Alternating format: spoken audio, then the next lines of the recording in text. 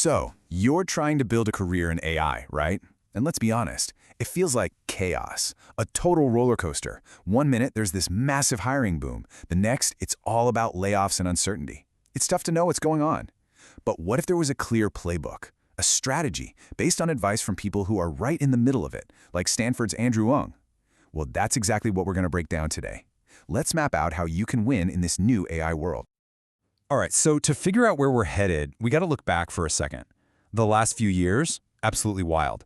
First, the pandemic slowed everything down. Then, boom, the overhiring boom hit, and companies were just grabbing anyone they could. But now we're in what's being called the Great Wake-Up. And what does that mean?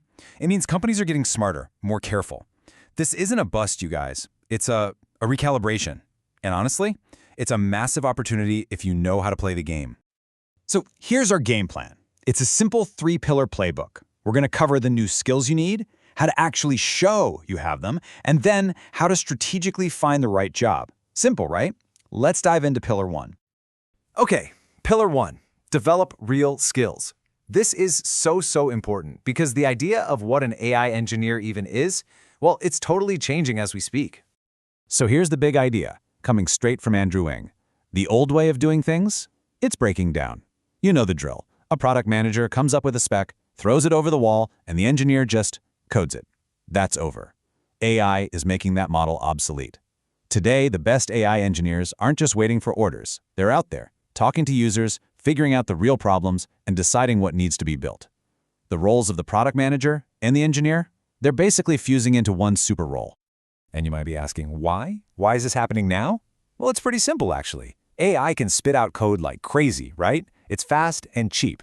So the hard part isn't writing the code anymore. The real bottleneck, the real challenge, is deciding what software to even build.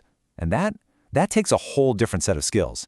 We're talking product sense, really understanding users, and thinking about the business. These are the skills that make an engineer incredibly valuable today. Okay, so you're building up these new, amazing skills. Great. But how do you prove to someone you've got them? That's where our second pillar comes in. Show, don't just tell. I mean, listen to this. This quote from Lawrence Moroney just nails it.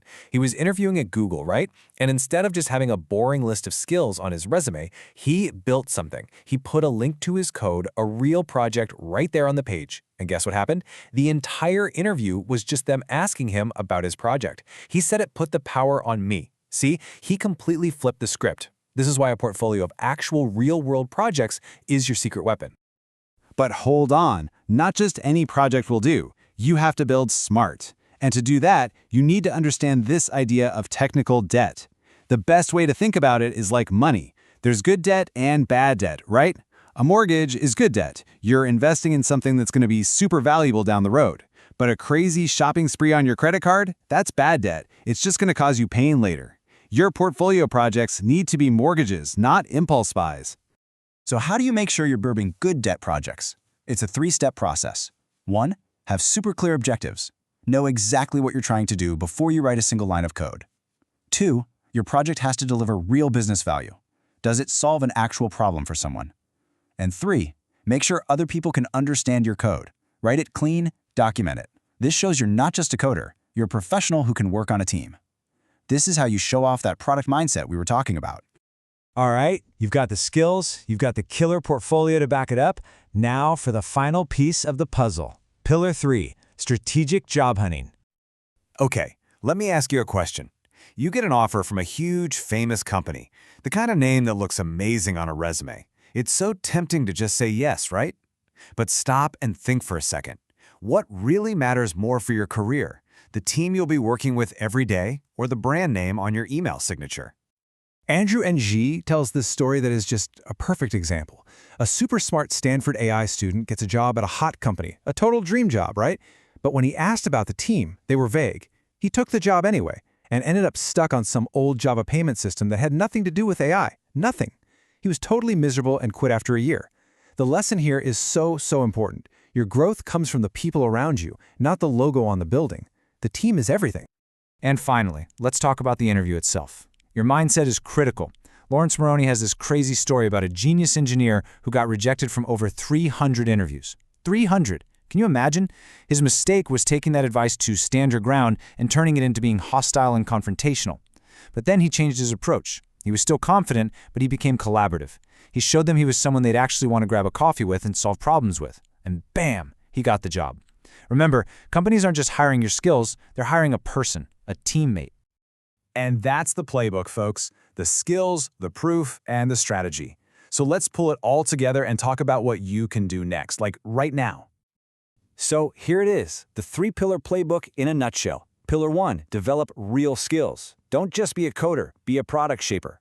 Pillar 2, show, don't tell. Build a portfolio that screams business value. And Pillar 3, hunt strategically. Go for the best team, not just the biggest brand, and prove you're an awesome collaborator. That's it. That's the formula for winning in AI right now.